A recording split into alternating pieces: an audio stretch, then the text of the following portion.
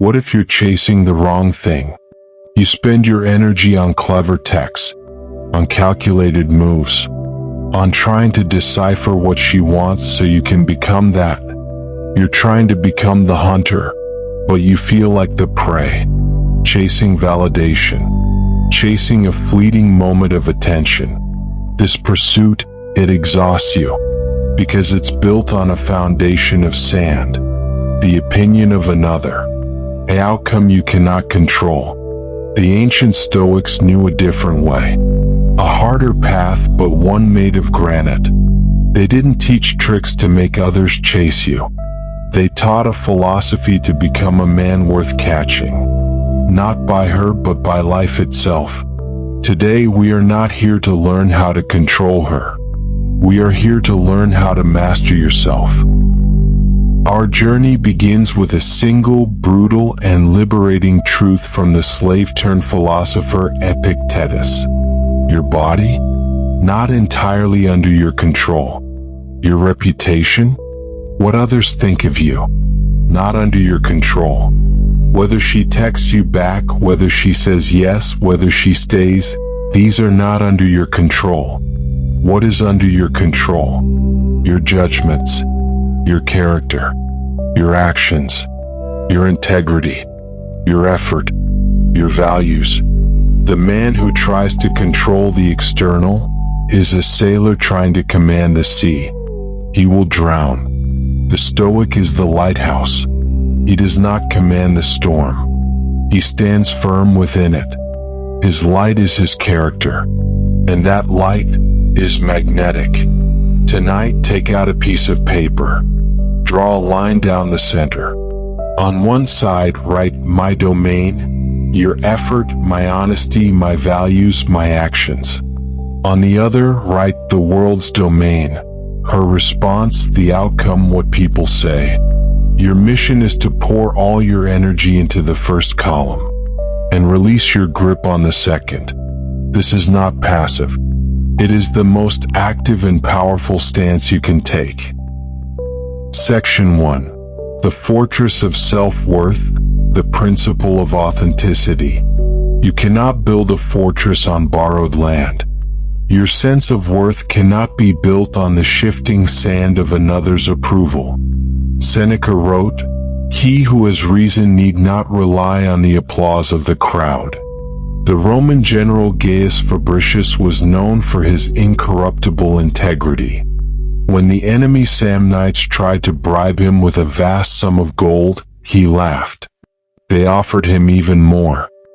He sent them away, saying Rome possessed men who could not be bribed, and he was one of them. He did not need their gold to know his own value.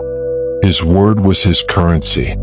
Are you Fabricius, or are you the desperate politician changing your policies for a vote?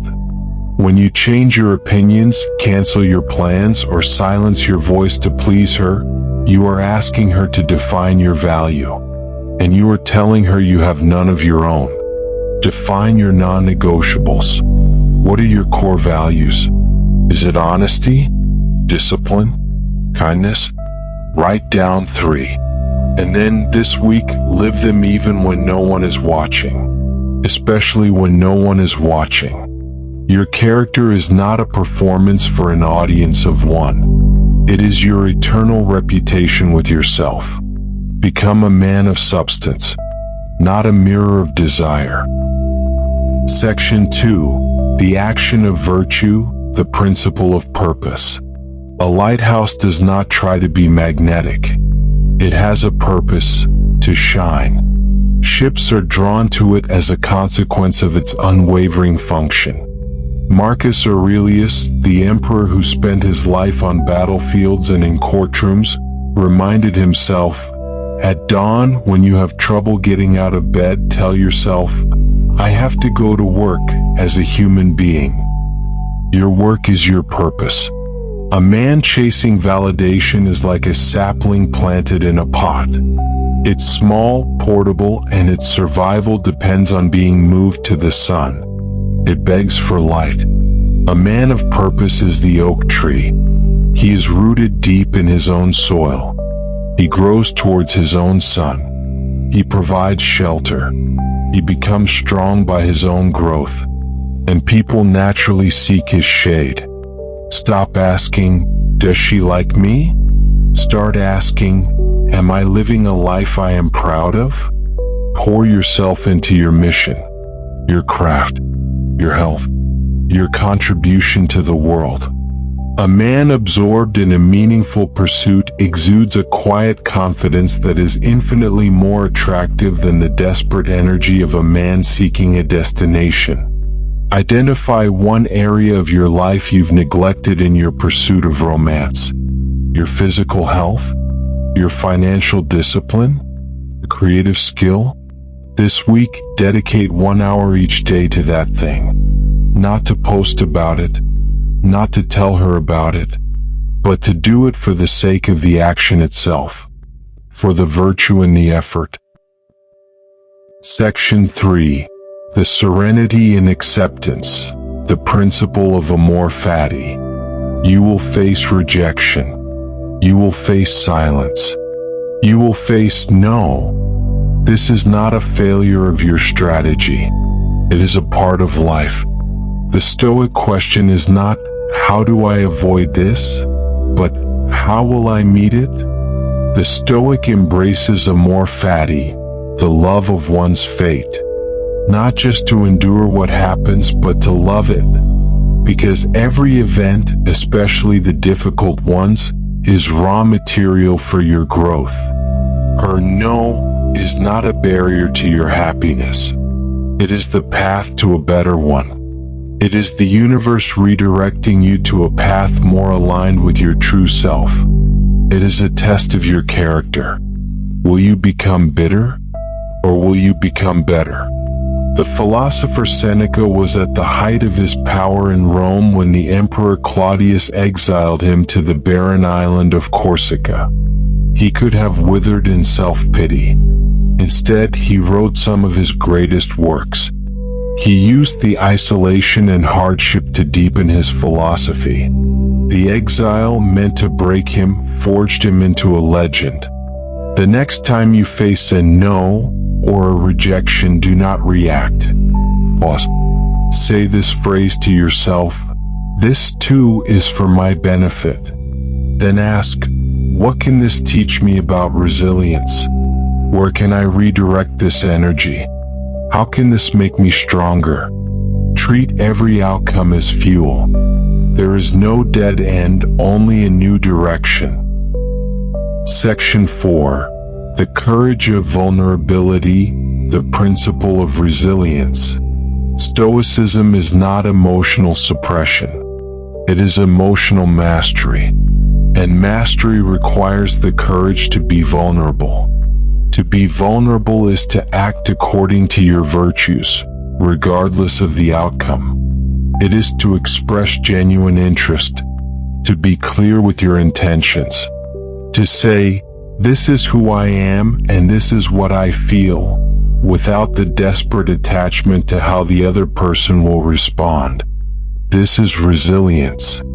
Your self-worth is a shield. Her response is an arrow.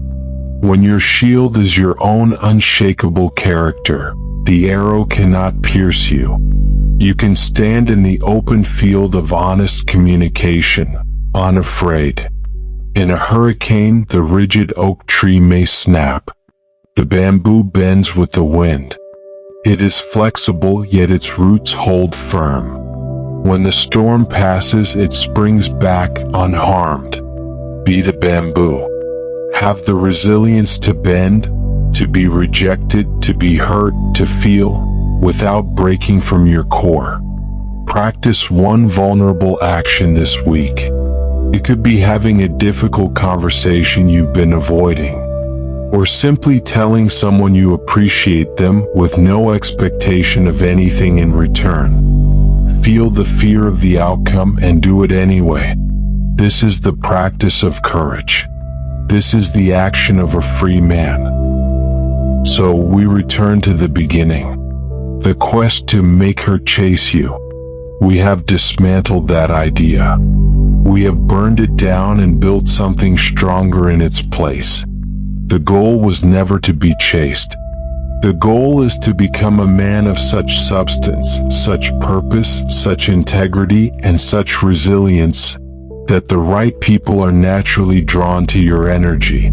You become the exception. Not by manipulating the game, but by refusing to play a petty one. You are the lighthouse. You are the oak tree. You are the craftsman of your own soul. If this philosophy resonates with you, if you're ready to build that unshakable foundation, then follow this channel. This is not just another subscription. It is a commitment to your own growth. We are a community dedicated to mastering the art of living with strength and virtue. By following, you are choosing to be reminded every week to stand firm, to build your purpose, to live a life of character. The secret wasn't about her. It was always about you. Now go build. Your character is your destiny. Forge it well.